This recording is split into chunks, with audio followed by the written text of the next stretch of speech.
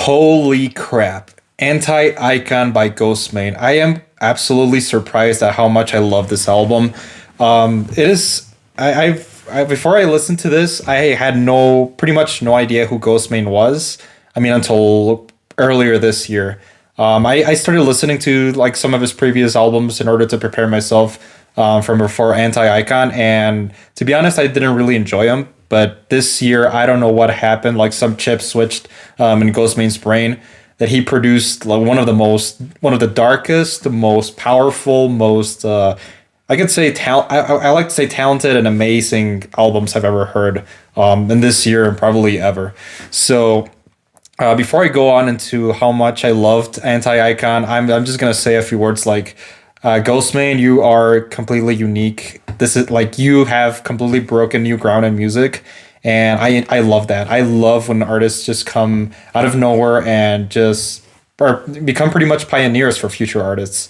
Like this is a it's more than a complete work of art. It's an inspiration for artists like myself. I like to do a little bit of music and stuff like that, but this is like an inspiration, like Anti-Icon, and I'll talk a little bit more about that later, like why this album surprised me so much. But yeah, like it's absolutely groundbreaking, and it's just beautiful. It's honestly beautiful how dark and like new this album feels, like how fresh, and just it just feels like something out of another planet. And but yeah, like I'm just gonna go in ahead and just talk about the things that I liked, and some of my hopes for the future of this kind of music, like the future of this extreme form of rap slash heavy metal that Ghostman has started to push forward. So, anyways, first let's go with the two songs that Ghostman released this year, called AI and Lazaretto. So I'm going to talk a little bit about those first. So, okay, well, here we go.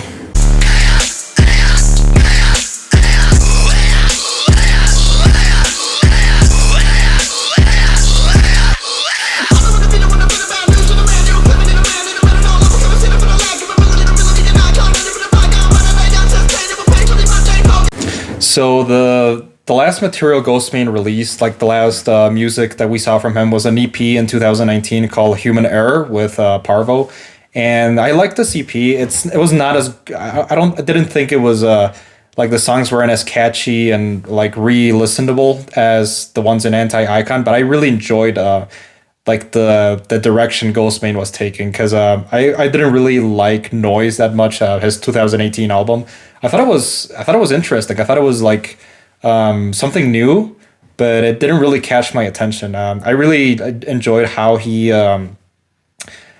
used like and influences from like Nine Inch Nails, like industrial, kind of like grimy, kind of like heavy noises, like heavy metal, but mixed with electronic. Not really EDM. It's more like electronic noise and things mixed in together, like synths, just for the purpose of being heavy. But he does it in a way that it doesn't sound noisy. It sounds like extremely well put together, extremely talented, and it's really catchy. Like it makes you feel like, oh, this is so heavy. This music is so dirty, so disgusting. But I still love it. Like I love it for that specific reason, because it's just so heavy and so powerful. And well, with back to Human Error, like Human Error was okay, but it really I felt like Ghostman was preparing something special for his fans. Like I knew from then that he was going to release something amazing and push his sound and music in a completely new direction. So he released a couple songs this year, and one of them is called AI. This is the first song. So AI is just great. I thought it was really cool. Like it's actually pretty catchy. I was like, yeah, this is like a new sound that sounds well. It sounds really well produced. It sounds catchy, and it's enjoyable. I mean, obviously not for everybody. It's not like a mainstream sound, but it's also not as noisy and kind of like all over the place like a Noise. But I still loved it. I loved AI, and I really loved the themes that it pushed with what's it called? The themes like with the singularity and kind of like those kind of themes. Like AI is the name of the song, so it kind of involves like transhumanism. It involves like humans mixed with machines. Like those are the themes I kind of get from these new songs, and kind of like I feel like Ghostman is really into those kind of themes, like investigating those kind of things. Because in Human Error, I can, like, from the titles of the song, some of the lyrics, you can tell like he's telling a story. Like he's telling a story that combines some of these like industrial machine singularity things. And well, yeah, but AI is really good, and yeah.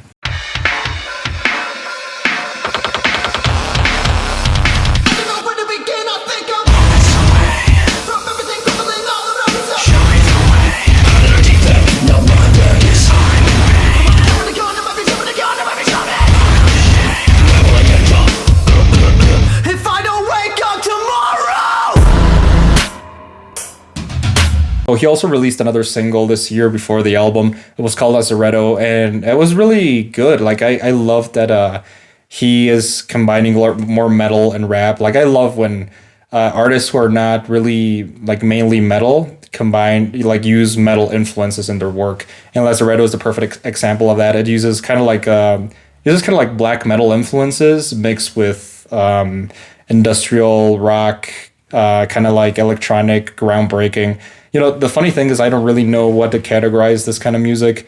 It's just completely unique in pretty much every single way. So I really appreciate Ghostmane doing this kind of stuff, like mixing genres in a way that creates something new. Like I said before, something that inspires future artists.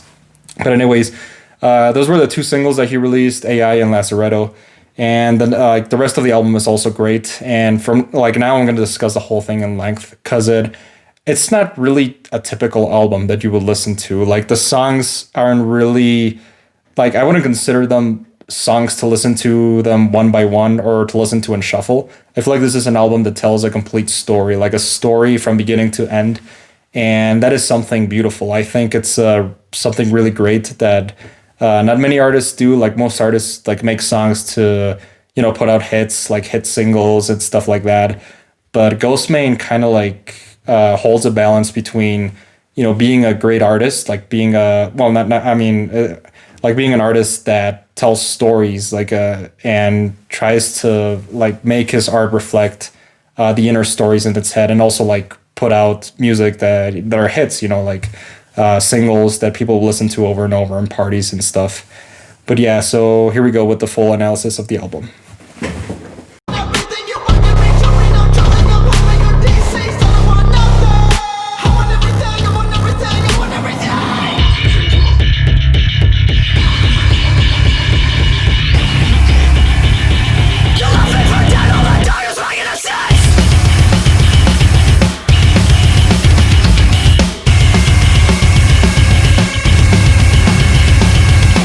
So after the amazing intro, we're greeted with Vagabond, which is absolutely great. Like I first heard the song in my car. Like I listened to the whole album in my car from beginning to end. Full blast, obviously.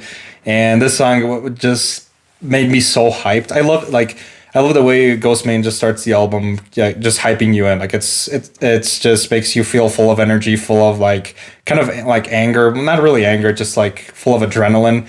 And Vagabond mixes a lot of heavy metal with rap and a lot of different things, and it's a great song. Like the intro plus Vagabond is a great way to start the album, and then Lazaretto, which is also great. Like it's a great way to continue and just kind of like flow into the rest of the songs. So I really love the way the album flows in the beginning, kind of makes you ready for the next. Like even if you don't like the rest of the songs, you're kind of ready to listen to them. So Sacrilege was also great. It didn't really stood out to me that much, but I enjoyed it. I thought like maybe like none of the songs here were really filler. Like all the songs kind of like serve a purpose, like a deeper purpose. I might not understand it, but I'm sure Ghostmane has his reasons for making the album exactly the way it is all throughout its 13 songs. So after Sacrilege, we get AI, Fed Up, which Fed Up is okay. I like the, kind of like the chorus, like that fed up. It's just it was good. It was a good song, and it just kind of like and then from there it just kind of goes into like a mix of heavy songs, and then also some really surprising like soft guitar songs. Like those really surprised me because they're completely new to Ghostmane's style.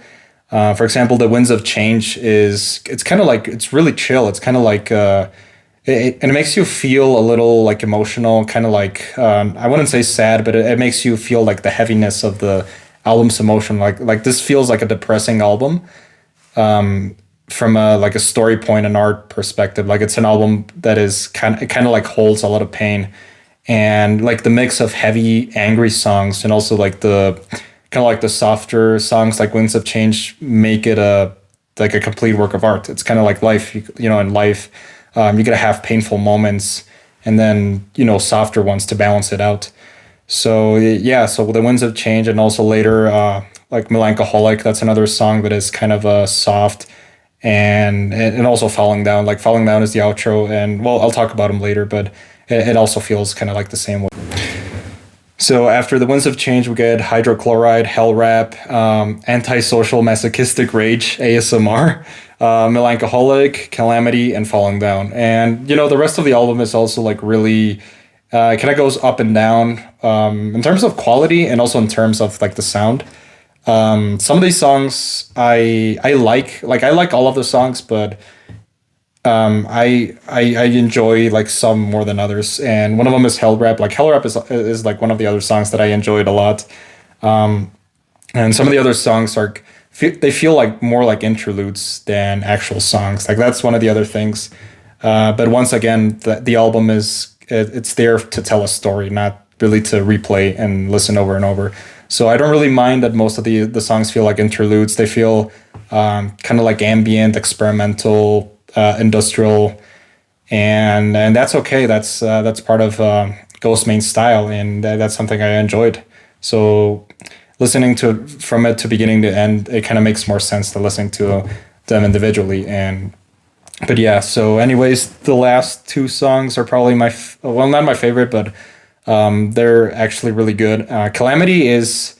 It's okay. I liked it, and like the ending, it's kind of like it has like a bass guitar going dun dun dun dun dun, and then like crashing, like those crashing sounds towards the end. I feel like they're necessary. They're completely unique. They feel like when you listen to it and like loud and in the car when speakers, it sounds kind of like jarring to your ears, but I feel like it's necessary. I feel like Ghostmane is trying to convey some kind of message through those through the way he made those songs like that. And I respect him a lot for that. I respect him for trying, like, actually doing things he loves instead of listening to somebody else telling him, oh, you shouldn't do this because of X, Y, or Z. And yeah, Falling Down is the outro. It closes off a magnificent album. And in the end, it wraps it up pretty perfectly. It's kind of soft, kind of like, to close off, to reflect, to think about all the stuff you just listened to. And yeah, so anyways, the album is really great, and it closes off perfectly with that song.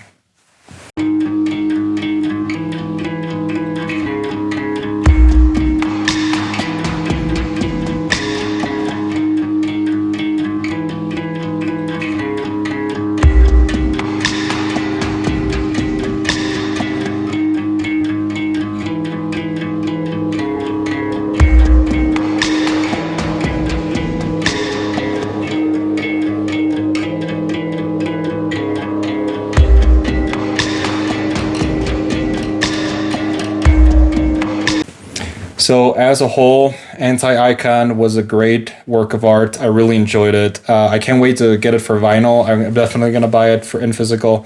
Definitely one of my favorite albums of the year. Like this is probably up there, the top 10 of 2020. And it's definitely gonna be in my review. I really enjoyed it. And as a final score, I'm gonna give it a 90 out of 100. I think it's great. I think it's a really enjoyable work of art. And I think 90 fits it pretty well. I think this album is going to inspire a lot of people in the future. Like I think Anti-Icon is gonna stand the test of time for years to come. So I'll come back to this video to see if I was right, but I definitely think so. And anyways, that's all for today. That was my review of Ghostmane's Anti-Icon. I thought it was great. And yeah, I really enjoyed it. And thank you all for watching. I'll see you next time. Bye.